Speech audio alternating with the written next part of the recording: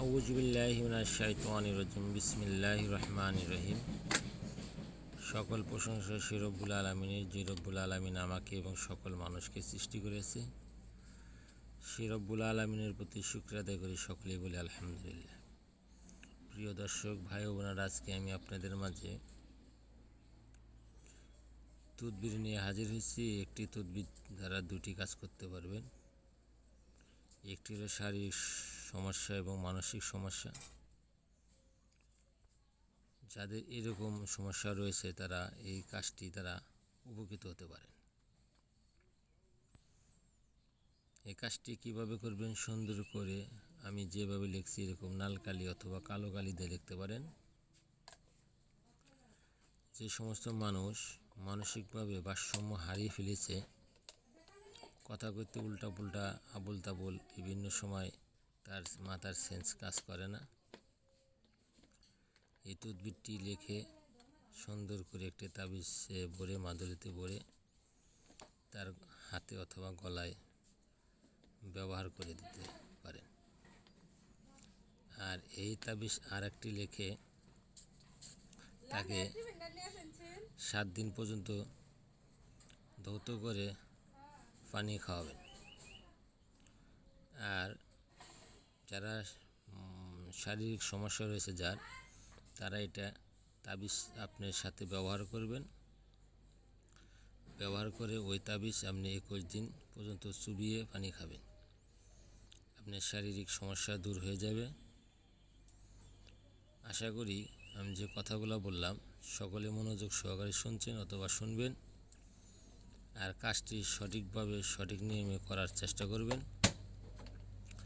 কাজটি যদি আপনারা ফলো করে সঠিকভাবে না করতে পারেন তাহলে আপনাদের কিন্তু কাজ হবে না।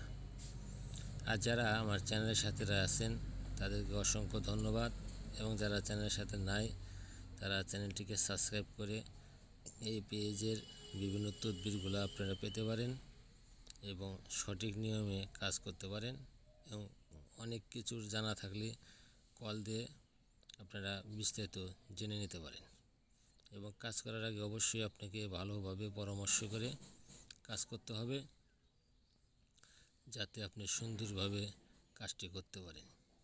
অনেক সময় আমরা অনেক মানসিক রোগী নিয়ে বিভিন্ন জায়গায় দৌড়াদৌড়ি পারি, তাই তাদেরকে বলবো আজকে আল্লাহ তাআলার কোরআনী আমলের মাধ্যমে যে হরফগুলো এখানে দেওয়া হয়েছে, হরফের মাধ্যমে সে মানসিক ভারসাম্যহীন রোগীকে সুস্থ করতে পারে।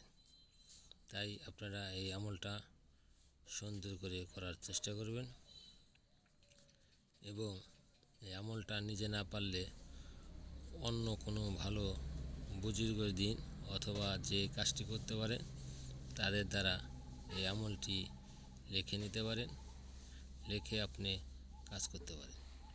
আশা করি আমার কথাগুলো সকলেই বুঝতে পেরেছেন, এবং সকলের জন্য আমি দোয়া করি।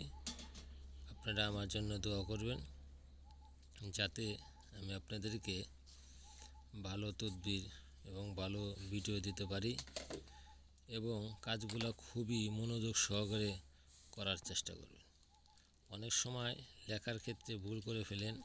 অক্ষরগুলো লেখার পরে সুন্দর করে চেক দিবেন যে অক্ষরগুলো লেখা ঠিক আছে কিনা, তাহলে আপনার কাজগুলো সঠিক হবে।